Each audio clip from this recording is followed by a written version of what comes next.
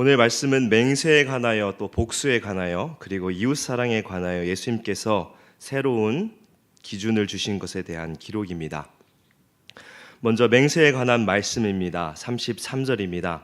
또 옛사람에게 말한 바 헛 맹세를 하지 말고 내 맹세한 것을 주께 지키라 하였다는 것을 너희가 들었으나, 구약 성경에서 하나님은 자주 맹세로 약속의 성취를 보증하셨습니다.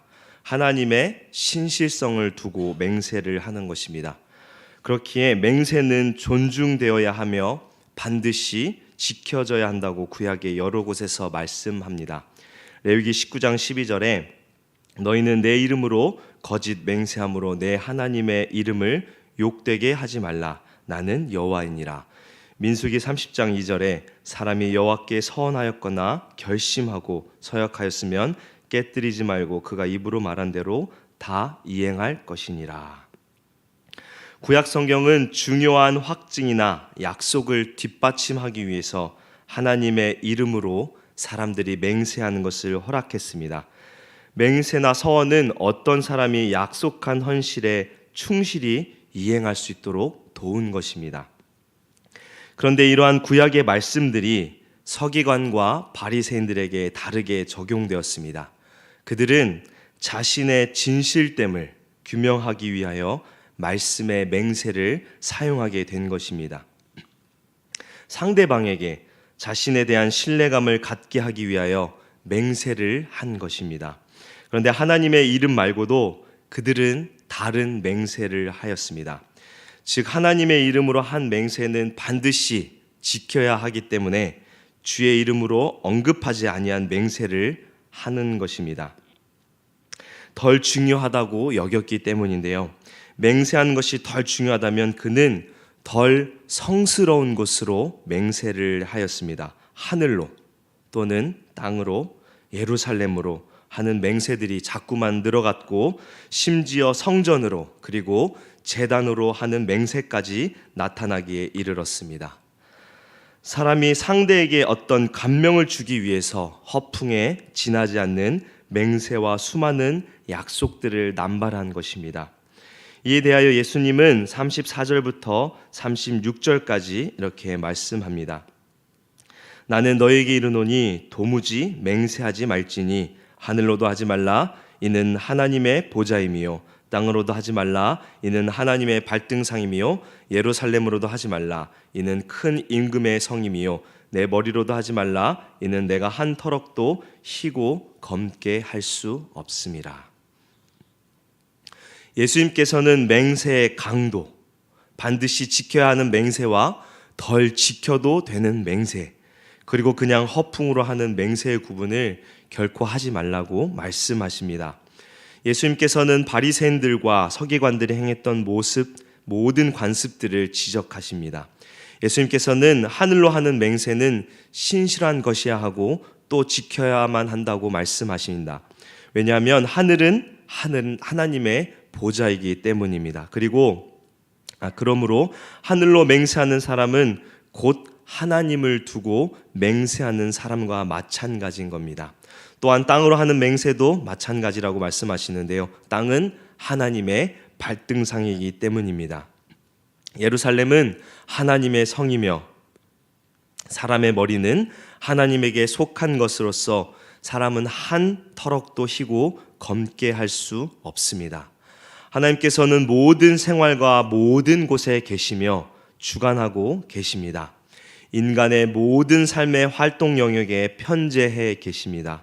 하나님의 간섭 안에서 벗어날 수 있는 것은 없기에 예수님께서는 그 무엇으로도 맹세하지 말라고 하십니다. 그렇다면 예수님께서 34절에 도무지 맹세하지 말라라고 하신 말씀의 진짜 의미는 무엇인 걸까요? 맹세는 거짓말을 자주 하는 사람들에게 필요합니다. 진실된 사람이라면 결코 맹세를 할 필요가 없는 것입니다. 예수님께서 도무지 맹세하지 말라고 하신 말씀은 사람의 악함을 보고 하신 말씀입니다. 허위적인 행위, 그 모습은 거짓의 창조자인 사탄의 모습을 쫓는 것입니다. 예수님의 제자된 자들이라면 어떠한 모습을 보여야 할까요?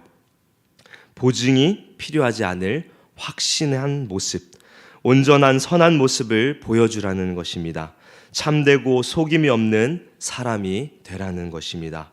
그래서 37절의 말씀처럼 옳다, 아니다 라고 말해도 충분히 믿어줄 수 있는 선한 사람, 말씀을 진실되게 이행하는 사람이 되라는 것입니다. 단순한 말이라도 사인을 한 문서나 계약서처럼 신뢰할 만한 것으로 여길 수 있도록 행동하라는 말씀인 것입니다. 이제 예수님께서는 보복에 관하여 말씀하십니다. 38절에 또 눈은 눈으로 이는 이로 갚으라 하였다는 것을 너희가 들었으나, 출애굽기 21장 24절에 기록된 눈은 눈으로 이는 이로라는 말씀은 보복을 정당화하기 위하여 제정된 말씀이 아니라 제한하기 위하여 만들어졌습니다. 허용을 위한 법이 아니라 제한을 위한 법인 것입니다. 그런데 유대인들은 이 율법을 의지하여 개인적인 보복과 분풀이를 정당화하였습니다. 특히 바리새인들과 서기관들이 더욱 그러했는데요. 하나님께서 허락하신 법을 자신의 분을 위하여 이용한 것입니다. 우리가 바르게 알아야 할 것은 구약은 개인의 보복에 관하여 이렇게 말씀합니다. 레위기 19장 18절에 원수를 갚지 말며 동포를 원망하지 말며 이웃 사랑하기를 내 몸과 같이 하라. 나는 여호와니라. 잠언 20장 22절에 너는 악을 갚겠다 말하지 말고 여호와를 기다리라. 그가 너를 구원하시리라. 어떻습니까? 구약은 분명히 개인적인 보복을 금하고 있습니다. 그렇다면 예수님께서 나는 너에게 이르노니 악한 자를 대적하지 말라.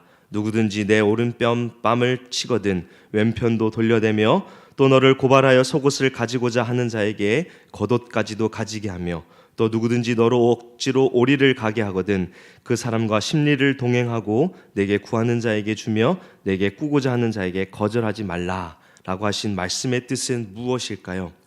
우리는 이 다음에 나오는 말씀을 근거로 해석한다면 원수를 사랑하라는 것입니다.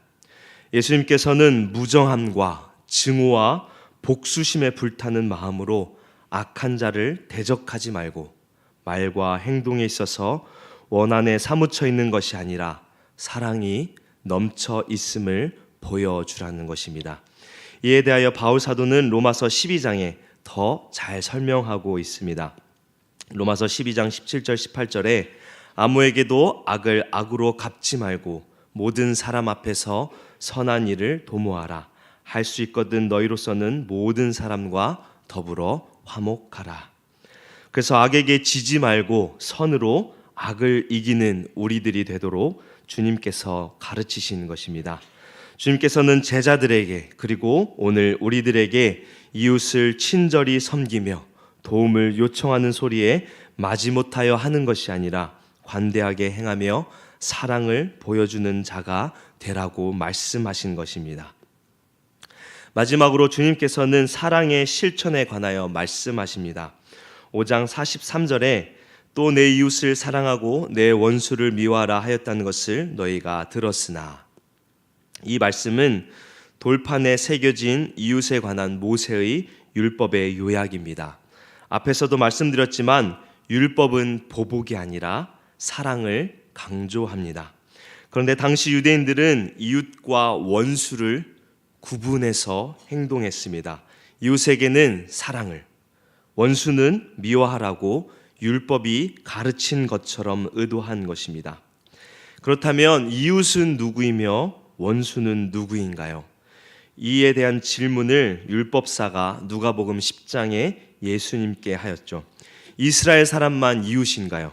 아니면 이스라엘 사람과 유대교로 개종한 사람만 이웃일까요? 누가 이웃인가요? 이러한 질문은 사실 분리의 담을 세우며 사랑이 아닌 증오를 만들어가는 것입니다. 얼마나 배타적인가요? 예수님께서는 이러한 배타적인 마음, 장벽들을 무너뜨리기 위해서 세상에 오셨습니다. 미움과 증오로 가득한 이들에게 하나님의 사랑, 하나님의 은혜를 주시기 위하여 이 땅에 인간으로 오신 것입니다.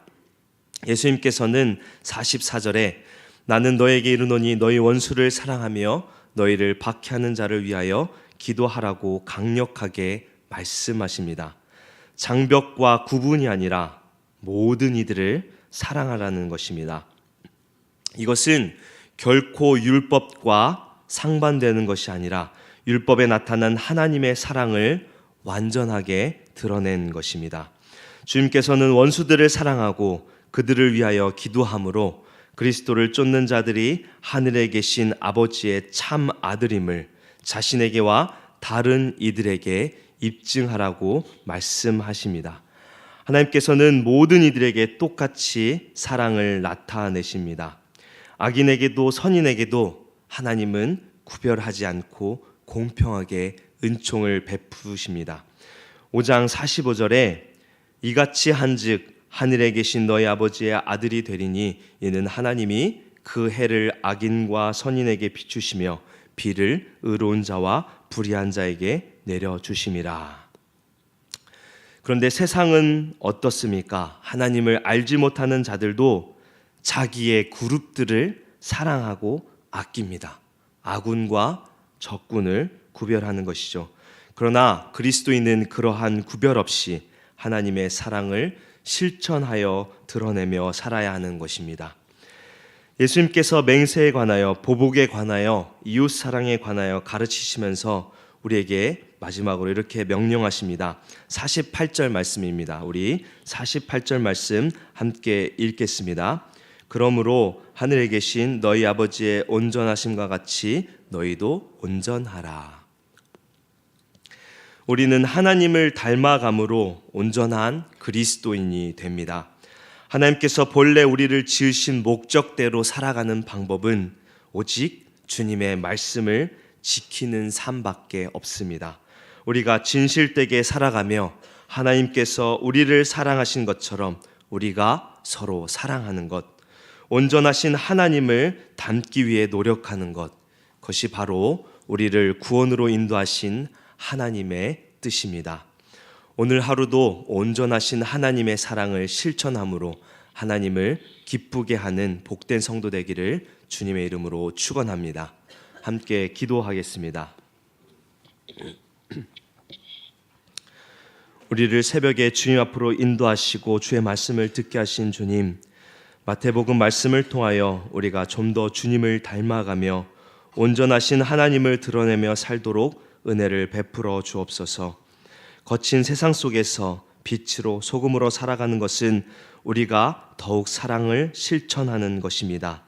긍휼한 마음을 주시고 사랑을 실천하는 우리 모두 되도록 선하게 인도하여 주옵소서. 찬양으로 영광 돌린 권사님들에게 찬양의 고백처럼 감사와 기쁨으로 살게 하시고 주님의 사랑을 실천하며 주의 나라를 더욱 확장하는 권사님들에게 복 내려 주옵소서. 새벽에 기도의 제목들을 가지고 하나님 앞에 간구합니다. 우리의 기도를 응답하여 주사 선하신 하나님을 경험하는 기도 시간 되게 은혜 내려 주옵소서. 우리를 죄에서 구원하신 예수 그리스도의 이름으로 기도합니다. 아멘.